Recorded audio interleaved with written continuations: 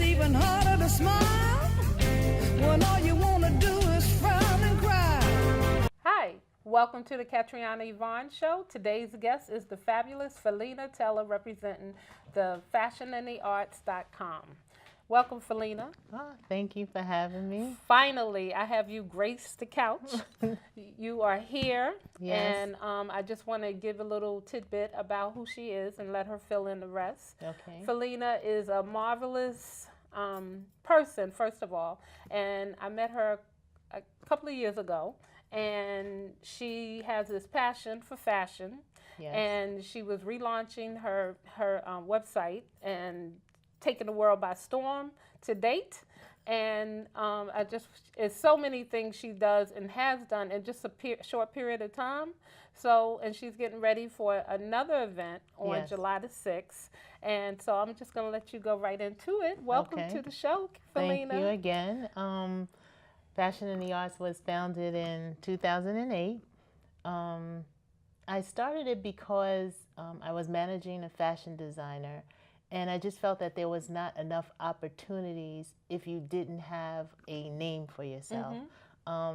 It's one thing to sew for friends and family, but it's another thing to get your designs out there, get celebrities to wear them, get people to connect with so that you can get recognized for your work. I don't promise anybody fame or anything like that. It's just a matter of supporting you when it comes to the arts. Fashion is first because, like you mentioned, it is a passion for me. However, I try to include different genres such as music, dance, poetry, which you and I are very familiar with that, and film. Film, I haven't quite found that filmmaker that I'm showcasing, but I was able to launch the music and I was able to launch the poetry, and the fashion I try to keep during Fashion Week, which is in September and February. So the upcoming event is poetry. It's the second annual, and we are featuring 8 poets as well as a dancer and a live jazz band. So we're going to fuse jazz with the poetry. And we're also going to honor a certain person sitting next to me here. So we'll be honoring you as well. And that pretty much gives us a show.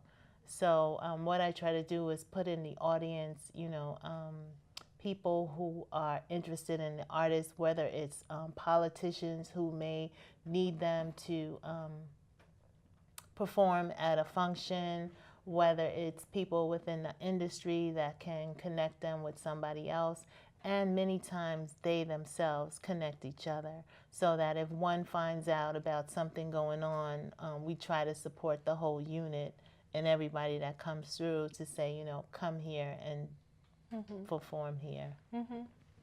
Well, and of course, I got to add my 2 cents. Okay. So, in a period of 2 years? 2 years. 2 years. Okay, like most people have an annual celebration or event. I think you've done, like, this will be the 4th event? 5 shows. 5 shows. 5 shows, yeah. She brought fashion to Borough Hall.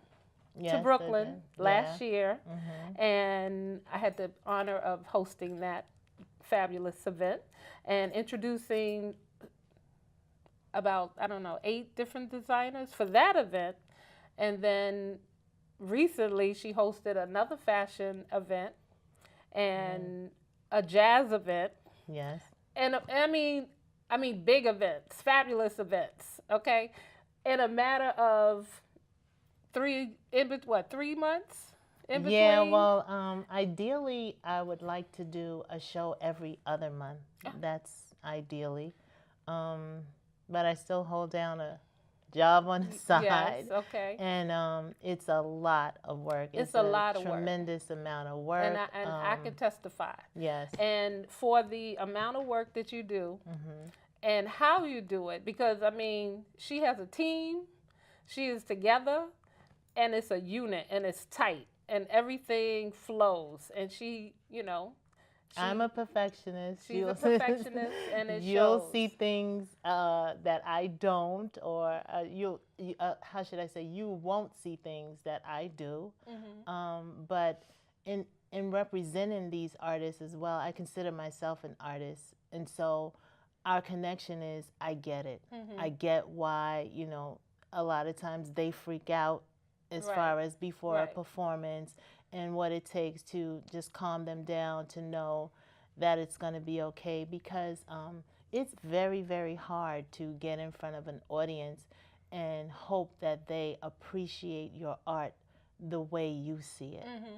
And making that connection it's just not an easy thing, and it can bring about a lot of anxiety because sometimes you bomb.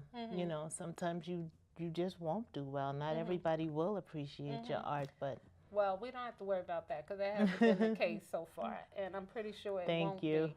Thank And you to so touch much. on that, I think that the next after the July event, you're also going to be doing your first line. Well, okay, let's go. Yes, ideally I would like to do my own line. I feel like since I was born, I was designing clothes, redesigning clothes. I was always a big girl. A lot of things weren't in my size, but I never saw myself as a big girl. Like, oh, I can't wear this or I can't do this because I'm big. I do feel that certain things should be worn for certain body types, but not necessarily if you're big or small. So in designing and wanting to design my own line, I learned this year, as a matter of fact, how much it takes to design your own line. And it answered a lot of questions for me as far as why so many are not in the forefront. Just to appear in Fashion Week, when I started, which was 2008, it's about $250,000 minimum. Minimum. We're not even talking about the whole production of it and having the accolades of being in Fashion Week. At that time, it was Mercedes-Benz. So all you saw were the major designers year after year after year, because that's who could afford it. And now the trend is changing as far as fashion is concerned because of the internet. And even though the hopes were to level the playing field, it really not necessarily does, because it takes so much to sustain and keep that website going. There's a lot of fees that are involved. You might be able to get the domain name for $10 or less, but then once you get that domain name, what do you do with it then? It has to be maintained. It has to, you have to be current. Fashion is always current. And that's why even if you look at my site, fashioninthearts.com, there's some things that I just won't put up there yet because I know that I can't keep it current. I can't keep it current. It's one thing to have a website, but it's another thing to get people to visit your website and to continually visit your website because they're looking for that content, and then you're competitive with everybody else that's doing the same thing. Now you have bloggers, which, when I started, it wasn't the main thing. People barely are looking at the websites now. It's social media. It's not really what's your website, it's what's your Instagram. So constant. You have to keep up, and that's why I say it's a lot of work. It's a lot of getting people together, and not necessarily will it be monetarily rewarding. You have to have a passion for it because there's days that the money will not come, and there's times when people, even with a contract, don't show up. So you have to always think, what do I do now? Because I have an audience. I have to continually entertain this audience. And then that's another thing. Weather can be a factor. It can be a snowstorm. Boom, there's your show. What do you do then? You have to have something always in the back of your mind of if this happens, then what? Yes. Yeah. And So. that's key. That's key advice for any Mhm. business, any function. So I'm glad you said that. Yeah, You know, definitely that is so. definitely probably some of the best advice you have to remember. The backup plan. The backup know, plan. And then you have to always think, not everybody wants to work, and I say that not, they want it, but when they see what it entails, I'll just use Beyonce and Jay-Z who are doing their concert now.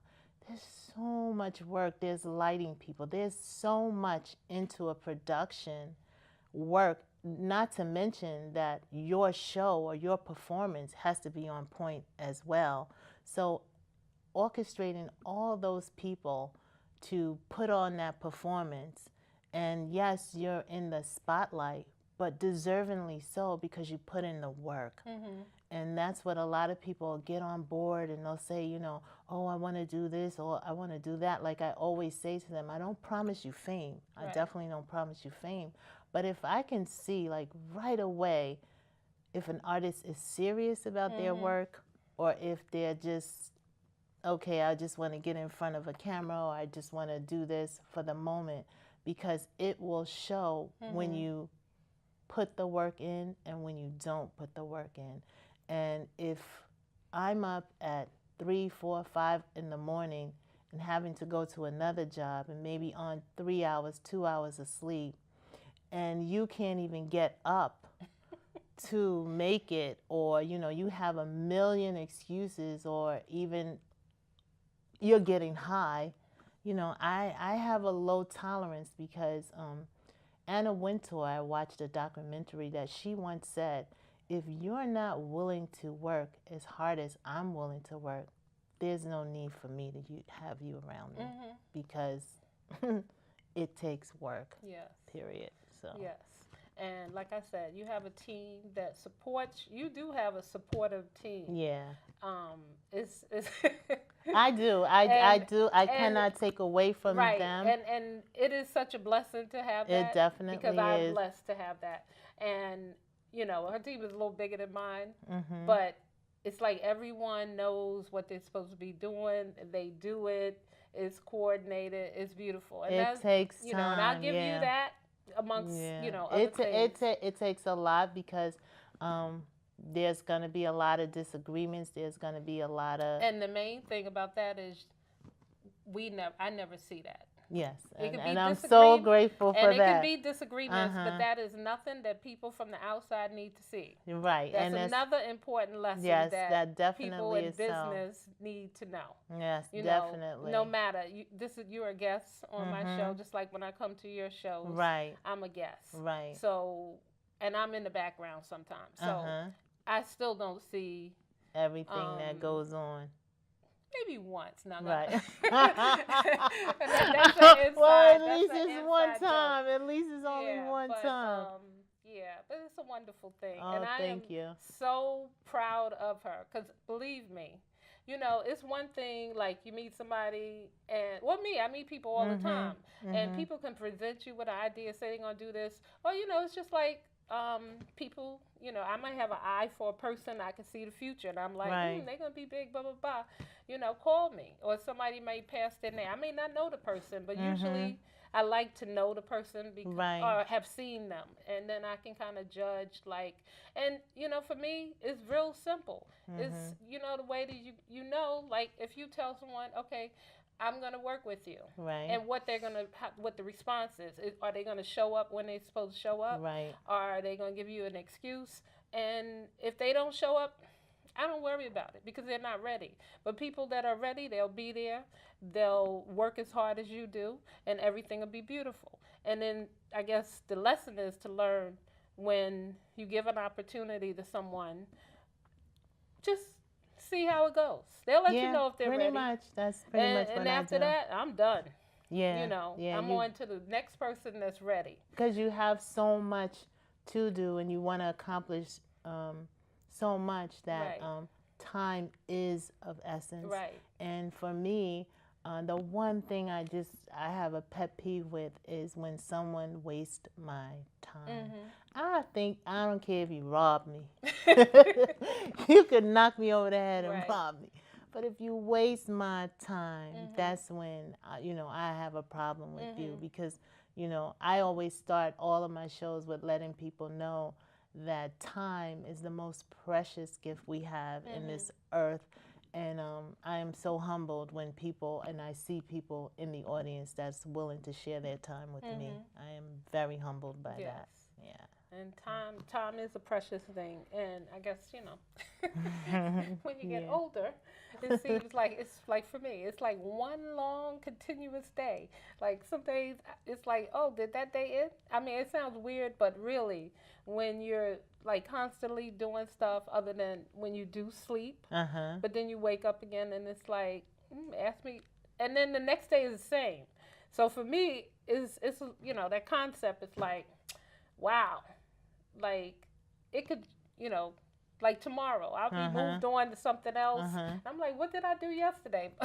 Yeah, But exactly. it was just yesterday. Well, my staff always ask me, when do I sleep?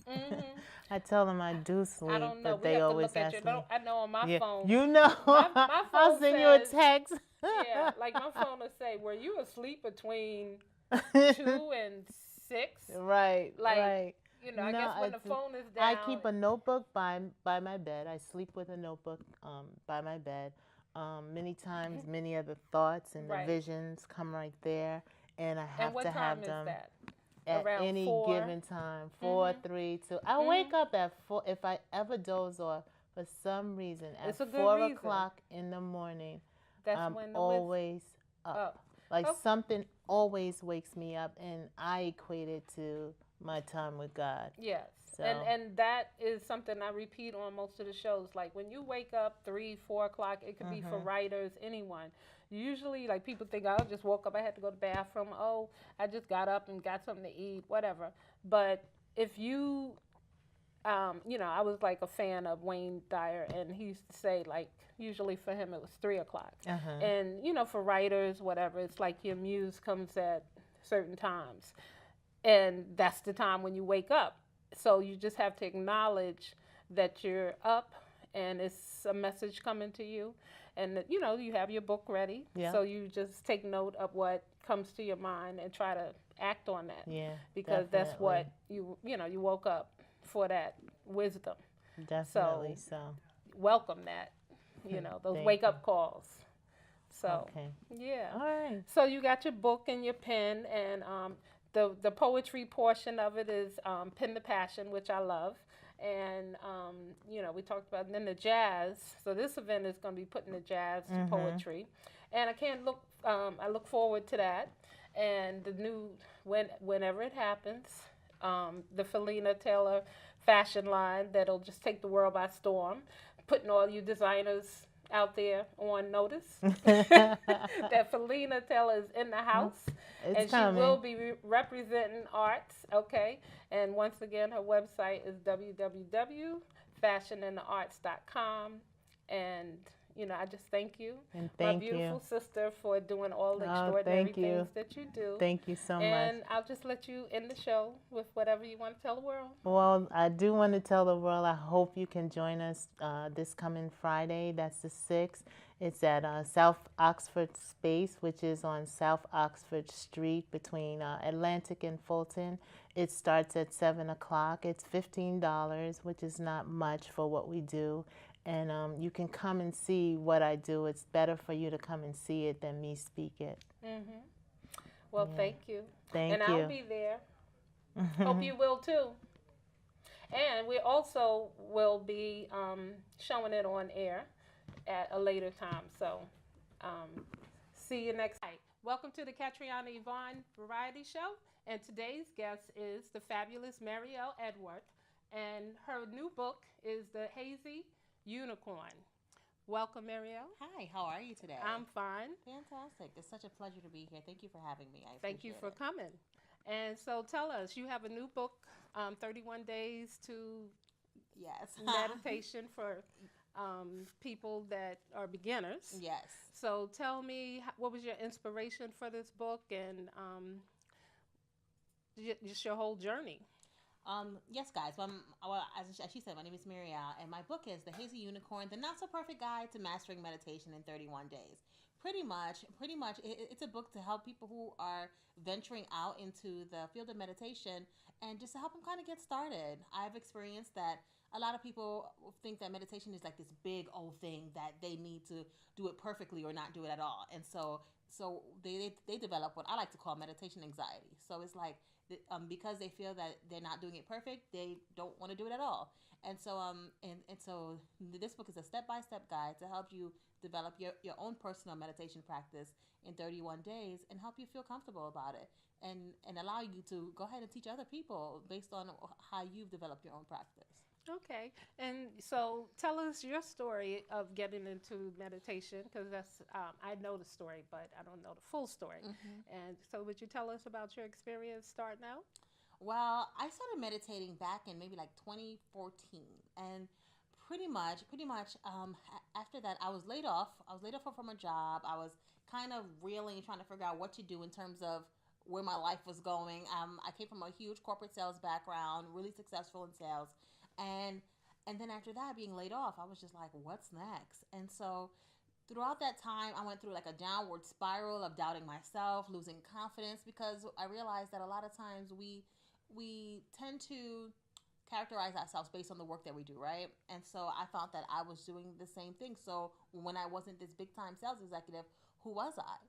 And so after going through this, I started meditating to kind of help silence the noise, silence all the chatter. I couldn't find a job. I was on unemployment, just kind of going through the motions of not feeling happy with who I am or where I was currently in my life.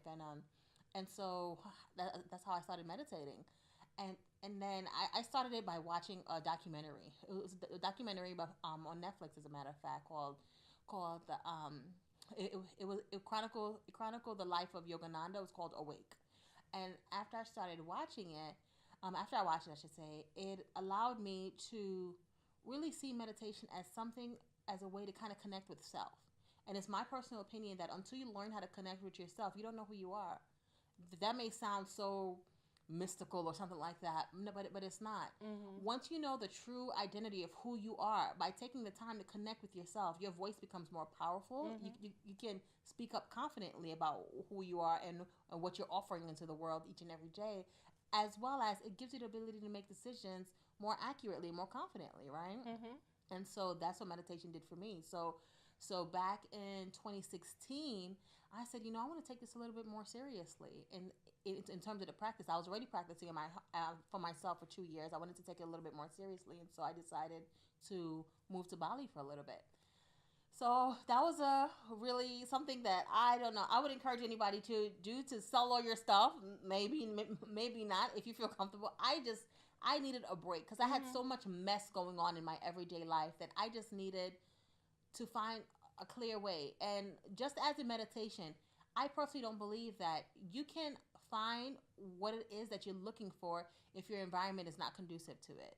And my environment wasn't conducive to it. I felt like every day was just another set of trials and tribulations and things that I was just experiencing, that I just needed a break. And so in order to disconnect from my world at the time, and from my mess, as I like to call it, I got up and I bought a one-way ticket to Bali, Indonesia, and I moved. And so this was June 27th, 2016. Wow, you just had an anniversary. Yeah, I just had an anniversary, right? And so after doing so, I was able to, no, my only goal while going there was to write and learn how to meditate from the ancient teachers. So I didn't book any plans in advance. I didn't look for the posh meditation resorts.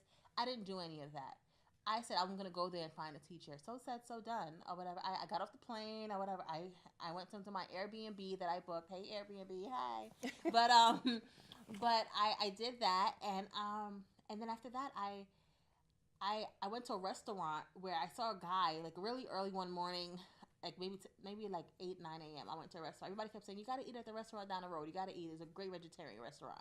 I'm a vegetarian, so I said, okay, cool, I'm gonna check them out. And I went there one morning, like maybe after 9, and they weren't open yet. But the guy said, come on, just sit down and I'll wait. So we started talking, and it turns out that he was the owner of the restaurant. His name was Tony Suwardi. So he owns a number of restaurants out in Bali, Indonesia. And so we talked for what seemed like an hour or two, and he was like, "Where are you from?" I said, "I'm from New York City, and I came here to learn how to meditate from the teachers." He's like, "Oh, I teach meditation." I was like, "Wow, okay, cool," but I didn't think anything of it. So I went home after leaving him, and I said, "I think I found my teacher. I think I found my meditation teacher," which was the goal. And I believe whatever you put out there, you're going to definitely find is going to come and find you. And so the next day I went back. I said, "You're my teacher." He's like, "What?" I said, "You're a meditation teacher." I said, I put it out in the atmosphere that I was looking for a meditation teacher, and you teach meditation. And he had an unconventional way of teaching meditation, but it was like hands-on, which I'm a very hands-on person. I cannot sit still and learn in a classroom for long periods of time. I'm very hands-on. Right. And so he did that for me. He took me out into Bali, into the backwoods of Bali, and taught me meditation principles just based on me kind of just experiencing the life around me. And so that was amazing for me to learn, and it kept me engaged. And one of the best lessons he taught me, just always keep your mind busy. Have I told you that already? No. Okay. Which is the opposite of what, some things say, like when your mind is busy. That's not usually a relaxing thing. No, he told me always keep your mind busy. That was lesson number 1. So the first lesson, after I told him he's my teacher, the first lesson he said, "Okay, meet me tomorrow night up the road at one of his other locations." So I'm looking at the time. I'm like 9. He's like 9 o'clock. I said, "I'm from New York City. I don't know. Why am I meditating at 9 o'clock at night?" You know what I mean? That's my thought process. So I didn't go. And so I didn't go until the following day. I went to go see him. And so he said, "Do you not want to learn how to meditate?" I was like, "Who are you talking to?" He was like, "I asked you to meet me last night at 9 o'clock, but you didn't come." And I said, "Yeah, it was kind of late. It was on the opposite side of town. I'm not familiar with that area." And so he's like, "You don't trust. And until you learn how to trust yourself, you're not going to learn how to trust anybody else around you." And I was like, "Oh my gosh, okay." And so he said, "Okay, let's continue on with lesson number 1." And so he said, "We're gonna practice today." So he put a bushel of what looked like spinach leaves, but I don't think it was spinach. It was maybe like moringa leaves, something like that. Like a bushel. He had a whole bunch of branches that had these leaves on it. Like lavender, maybe. No, it wasn't Like a smudge lavender. stick, maybe. Yeah, and so he put like a whole bunch. No, Okay. it was like natural green leaves from his garden. Okay. And so he placed like a table, like about this size table. He like about 3 feet off the table. He put a whole bunch of them in front of me and said, "Pick the leaves off the branches." So I'm sitting there like, who is he speaking to? Like, I have 2 degrees. I came here to learn how to meditate. I didn't come here to start picking leaves off branches. Like, coming from America, we tend to have these ideas of who we think we are, right? And so I'm somewhere in nowhere, like 10,000 miles away from home, telling this guy I want him to be my meditation teacher, and he's telling me You don't want to listen. pick. Yeah, I definitely didn't want to listen. He's telling me to pick leaves off branches, so I was already annoyed. So I'm picking leaves off like this, like just kind of upset and annoyed. I'm picking the leaves off, and so I had to say, "Mirelle, calm down." So he walked away. Like he said, pick the leaves off, and he walked away. So after he walked away, I was really in my head, like just trying to calm myself down. And so he comes back maybe like 15 minutes later, and then he says, "That was lesson number 1. Always keep your mind busy. If you don't give your mind something to do, it's going to create all these thoughts and keep you and try to engage you to find things that are unproductive."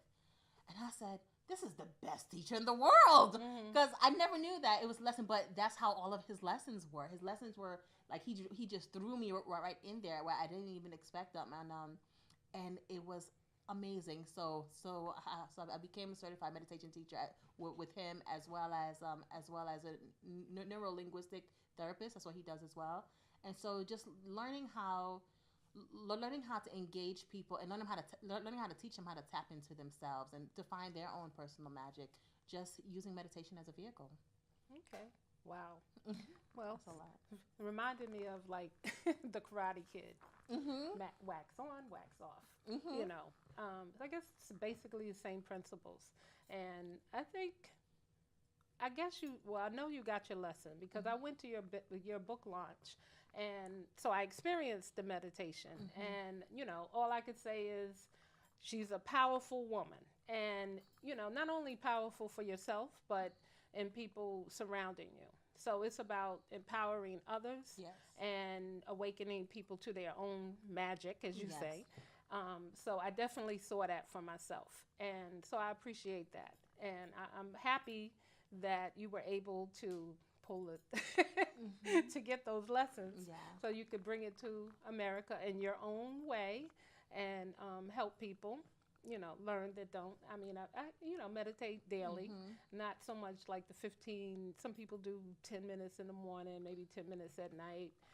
But I have to find time in my day to meditate. Usually right before I go to sleep, as well as. We all have the time, We all have the time to meditate. We all have the time to do anything we want, to be honest.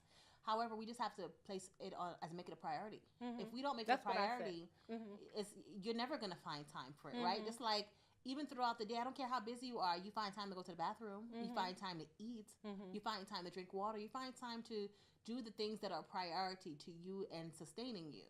So until you make a meditation a priority, you're gonna always think that you don't have time, because to me, it's very important that you give back to yourself. I think in our society, we're always taught how to give to others, give to others, give to others. Fantastic. However, if you're not doing for you, you are not necessarily feeding yourself. And we can only give to others once you have filled yourself up, right? It's like, I always tell people it's like a bank account. You have to put money into the bank account. If you keep withdrawing money from the bank account and giving it to other people, eventually your account is going to be in the negative. And so this is what usually happens when people have emotional breakdowns or start going through depression, whatever it is, because you've been expending all of your energy for everyone else, but you haven't been putting into yourself. One of the ways you can put into yourself is developing self-care practices that are going to heal you even without you even realizing, but self-care practices that are going to feed your soul. If you don't have anything that's feeding your soul, then that means that you're only giving out and there's nothing going back into the bank account. So some of the things you can do to do that is meditation, yoga. If you journal, I'm a big on journaling as well. Just any practice that is just for you and you alone. That means if you have children, this is not the time that you're engaging with your kids. If you're married, this is not the time that you're engaging with your spouse. This is a time that is a sacred time for you and you alone. And that's it. Doing something that you love doing something that's personal to you, and you're feeding your soul. When you feed your soul, is going to reward you by giving you creative ideas, inspiration. All of a sudden, you have days that you're just filled with joy. You don't even understand why, but it's because you're tapping into self. Yes. Well, I know all about that, and I don't know if you heard me wrong, but I did say I have to make the time for meditation before I go to bed. And you mentioned that people, when you first went to Bali, how you came with your idea of who you were and so forth, and that's an important point. And I do hospice and palliative care volunteering, and one of the things I noticed, like at end of life, like people that know who they are in life and not think that they're what they do, have a happier, when your day is at the end, you can leave peacefully. But people who think and never learned who they were and only associate themselves with, oh, I was this big exec, and then maybe you're at a stage in your life where you have to depend on someone. You can't even take the help from someone else because you never learned, you only, maybe people you just gave to people, and you never learned who you were. So now you're bitter, you're unhappy, you don't, you make people around you. So I've learned that, so I just want to let people know, it's great that we do all of these things and we serve in the world, but to just know yourself, you have to know yourself first. And then when the days are, at the end, you can leave, if you have to come back for another life, you can come back in peace. But I just wanted to share that because when you said that, that's what it reminded me of, and it's so true. So, so you launched the book. I believe it was May 25th. Yeah, May 25th. Yeah.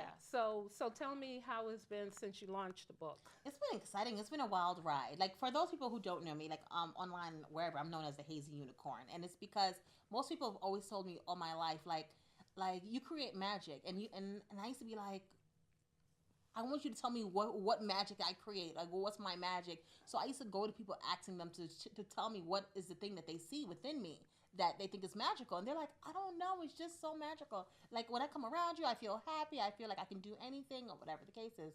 And so that's where the book title comes from, The Hazy Unicorn. Because it's my personal belief that all of us have magic within us or whatever. However, we could be kind of confused, hazy, kind of foggy about it, about what it is. And most of the time, it's something that you've been doing forever and ever, and it comes so natural to you that you give it away. With mine is empowering and inspiring other people. That's just hands down. That's just mine. But I didn't know that because it was a part of my everyday life. I've been doing this forever and ever. And so ever since the book launch, I've been doing more of that. More empowering, more inspiring people using meditation as a vehicle, helping people to tap into who they are using meditation to kind of do that, as well as confronting life lessons, life obstacles in which we may go through. So stuff with relationships, stuff with self-image. I have a podcast called The Magical Mess Podcast, which helps people to kind of see how their life experiences had led them to where they are, and see what things they can change using meditation. So things have been kind of a wild ride. I'm currently on book tour right now. And where's the podcast? Where can we? Is that on SoundCloud? No, my podcast can be found on Apple Podcasts, as well as Spotify, as well as the Google Play Music Store. Okay, so we'll have that information at the end of the show. And what else? So as I was saying, I'm currently on a book tour, and this book tour is really exciting. It's right now we're touring through the New York City tri-state area, and we were going to be going out to California as well. And just kind of it's a meditation and book tour. It's called the Magical Mindfulness Meditation Tour. So I'm helping people to kind of begin the process of learning how to learning how to meditate using the book. As well as answering any questions that people may have regarding how to get started, and breathing techniques and things of the sort. Okay, and then it also like once you complete the 31 days, it has a certificate at the end of the book. You're spoiling it. I'm sorry. Yeah. So yes, you have something to look forward to. Yes, there is a meditation master certificate at the end of the book that helps people to kind of feel like you've arrived, to feel like you've achieved something, especially when you do the 31 days.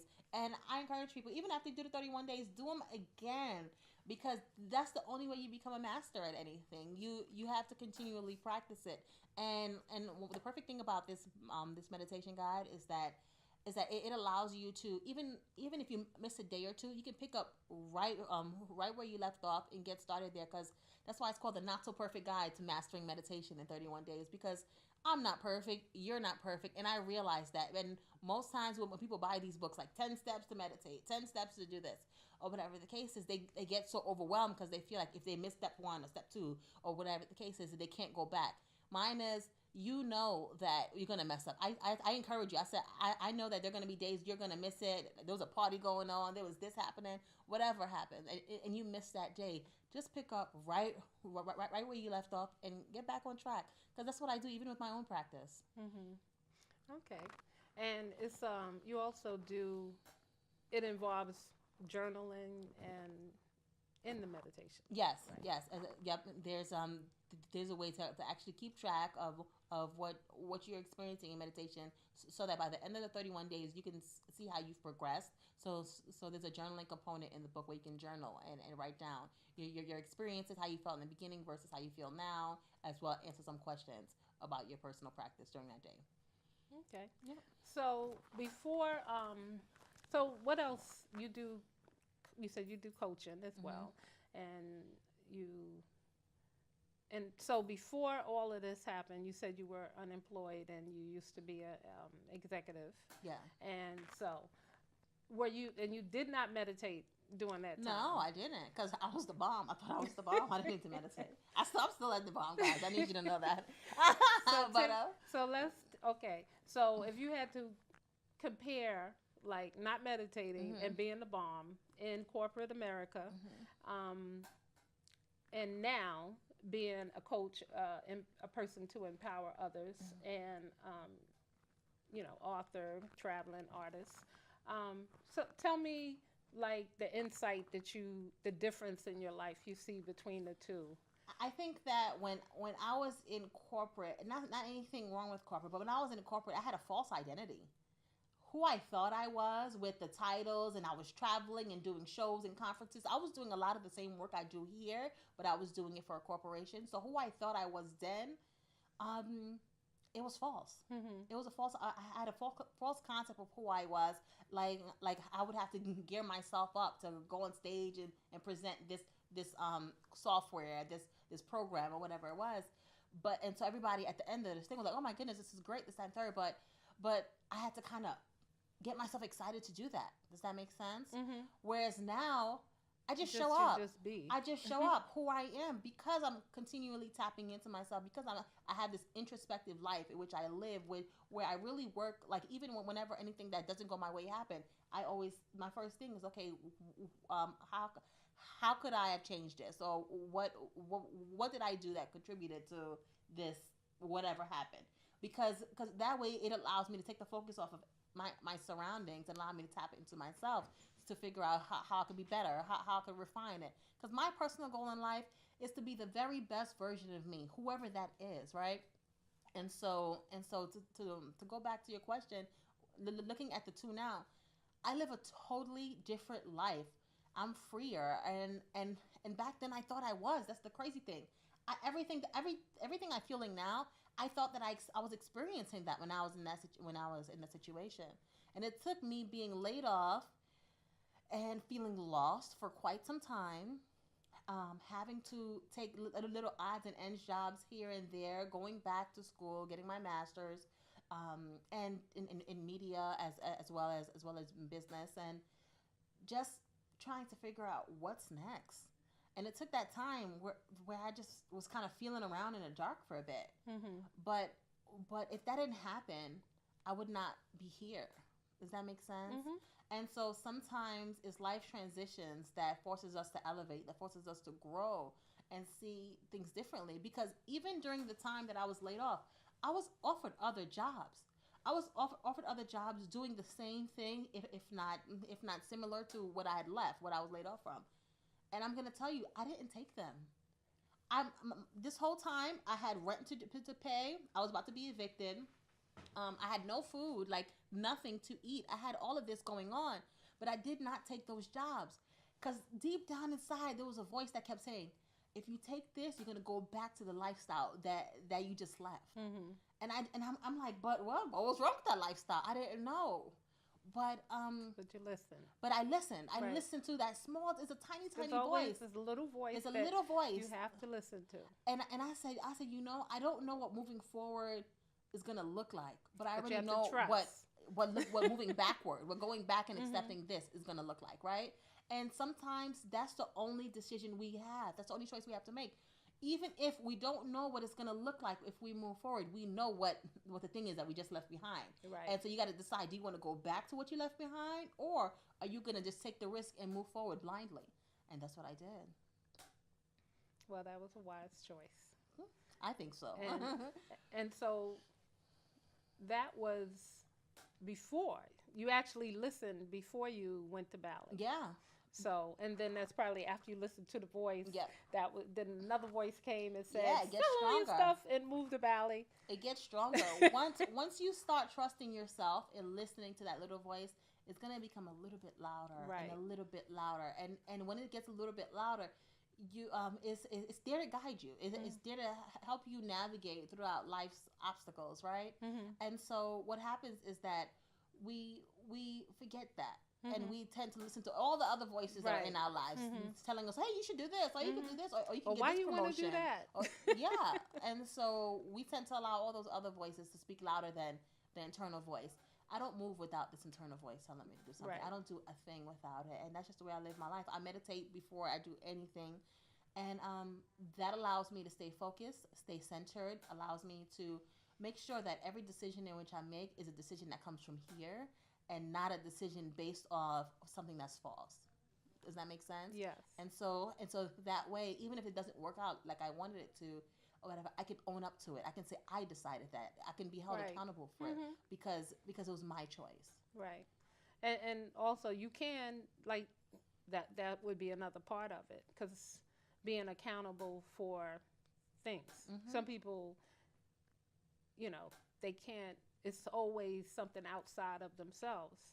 That's the reason, you Of know. course. But when you know who you are, no matter what the situation, you can own up to it, take responsibility, you know, and not blame others. And that's the way growth happens. Yes. Growth only happens when we're willing to be confronted with the truth. And if you don't want to be confronted with the truth, you're going to stay in the same position, doing the same things forever and ever and ever until you're willing to grow and say, you know what? I need This is my fault. I did this. And be able to take responsibility, whatever that looks like for you. So, yeah. And so tell me too, you also do poetry. I do. How'd you know? So tell me a little bit about that. Was that a part of the journey, or is that something new, old? I've been a writer all my life. Okay. Since I was young, I would write just Okay, anything. like a journal. Yes, You journal. Okay. I've been journaling all my life, and so journaling used to start in forms of poetry, and so I used to have books and books on poems from the time I was a kid. Because I'm a middle child, I always did everything my way. So I never really I never did what I was told, but mostly did what I felt I wanted to do. So I spent a lot of time alone as a middle child, and so I took that time and I wrote poems. I did all of that. So recently, well, not recently, a couple of years ago, I went through a breakup, and so I realized that the poetry helped me get over the breakup. And so this is back maybe 4 years ago, and it really helped me to kind of tap back into that writer side of me, because I had lost it. You know, life, climbing up those corporate ladders, doing all those things to be successful as we think, but success is different to everybody. You know what I mean? And so the minute I started tapping back into that and started writing again, I felt free. I felt so free. And so I continued to channel that, and I just kept writing. Until because this is actually my second book. My first book I wrote after I came back from Bali, though, because when I told you that my whole goal when I went to Bali was to write a book, because I had a book that I was working on for 5 years before going to Bali that I couldn't get past chapter 2, and so after coming back from Bali, with my teacher, he said you have some blockages, and I'm going to release you. Like you're going to have to release some of these blockages in order to finish writing this book. And I said, okay. So he said, in order for you to write this book, you're going to have to change your environment, which is why with meditation, that's one of the first things. Find an environment that's conducive to allow you to meditate. Because if you're not in a good environment or an environment that's conducive to what you're trying to do, it's gonna be like fighting against something, right? And so that was the first thing. So when I came back from Bali, I went and stayed with my sister in Maryland for quite some time. Which she lives alone, so I was able to have the place alone to myself for quite some time, and I just wrote. So after 30 days, he said the goal is to write the book in 30 days, and after 30 days, I finished with a 264-page manuscript, and so that's my first book. So it actually details the story of my parents and how they came from Haiti to America and to kind of create the lifestyle for their children during wartime in Haiti with the president that they had at the time, Papa Doc, and then Baby Doc, his son. So that one you can expect that. What's the name of that book? On the Run. Okay. And did you self-publish that book, or no? It hasn't been published as of yet. So my goal is to publish that maybe late 2019, early 2020. Okay. So yeah, that one's actually a novel, so it's a little bit thicker. Sounds like, it may be right on time. Yeah. Yeah. I was recently,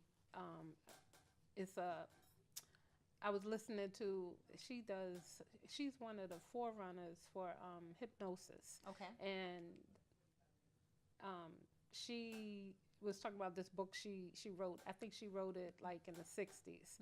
And then she's about to release it now because she knew that people wouldn't be ready for it. So it reminds me of that. Yeah. So, wow. Yeah, because everything is about time and season. So I even had this thing I was thinking about. So, Mirelle, you should release that first because you wrote that already. But I felt really passionate about releasing the meditation guide because right now, mindfulness, mental health, all those things are on the forefront because people are realizing that we haven't been taking care of ourselves. We've been doing everything else. We've been going to the gym and looking outside of ourselves, right? Buying, Yeah, items and to make you feel gratified, cars, to make you feel happy. houses, and it doesn't work. Working out 5 to 6 days a week to fix the body, but nobody's been healing the soul, healing the spirit. So as a result, we realize that there's an imbalance. And so once you start connecting back with yourself, you start realizing that it's well worth it. Okay, great. Well, I feel like I'm not in Bali, but I need to be. I need to, definitely could get into that experience. And, I'm just journaling through my mind of, nature and peace, quiet, and what that's all about. So we're going to go and let you lead us out of our interview portion. And you can continue and do the meditation. Perfect. So can I stay here or should I? You're going to stay seated? Yeah, that'll be fine. Okay, because I am ready. Perfect. Okay, so we're going to meditate. I typically tend to meditate to soothing sounds, ambient noises, and so that way it allows you to kind of create the experience within yourself because our senses always have a way to pick up stuff, right? So to pick up everything in the environment and use it within our body. So in terms of this meditation, one of the first things that I like to encourage people to do is figure out what is that thing that is pressing on them right now in that very moment, whether it's financial issues, health issues, what is that one thing in which you're thinking about right now or whatever, and to use that as your intention, like you use that as the thing in which you're placing your intention on, either to get rid of it or to make that situation better, whatever it may be, and then secondly, use an affirmation. An affirmation is something that affirms what it is that you're aspiring to do. So an affirmation would be something like I am beautiful, I am love, or something like that. So for today's meditation, we're gonna use something simple like I am one with myself. Right? I am one with myself just means exactly what it sounds like. I am one with myself. That all the elements, all the parts that make up who you are, that you're collectively bringing them together to say I am one with myself. That can kind of put yourself back together again, no matter what you're going through. And so lastly, we're going to focus on breathing deeply, taking 3 deep breaths. Go in. When I say a deep breath, you're going to start from the diaphragm, go all the way up, hold that breath for a count of 3, release it slowly. If you want to, you can close your eyes. It makes for a better experience. So you're going to do this again. Another deep breath. Hold it for a count of 3 and release it slowly. One more time. Hold it for a count of 3 and release it slowly. Once you start any meditation, breathing deeply, you are instinctively telling your brain it's time to go in. It's time to silence out everything else that's happening to just go in. And so as of right now with this practice, I'd like you to just focus on continuing those patterns of deep breathing. Breathing deeply, holding it for a count of 3, and releasing it slowly. One thing a lot of people don't realize that it's difficult for the brain to create new ideas or new thoughts if it's focusing on breathing deeply. And so one of the things that I hear all the time is that people say, I have trouble silencing my thoughts. It's never the goal for you to silence your thoughts because we're going to be thinking all the time. The goal is to acknowledge your thoughts and let them dissipate in the abyss. But Keep focusing on the breathing. A deep breath, holding it for a count of 3 and releasing it slowly. If you do this practice for a minimum of 5 minutes a day, or setting a timer if you feel comfortable with that, if you want to have some light ambient sounds in the background, you're going to begin to feel a sense of clarity, a sense of focus, a sense of like you just feeling calmer and being able to manage your emotions a lot better, especially if you continue this practice daily. Meditation, well, the meditation that I practice is Kriya Yoga, which is to connect you back to yourself. When you're connected back to self, everything just begins the process of working together. Continue with the breathing. Releasing slowly. Our breath is the life energy of the body. Just imagine your breath as being the energy that controls everything that's going on in your body. In these evil and troubled times, it's really hard to see the sunshine. It's even harder to smile when all you want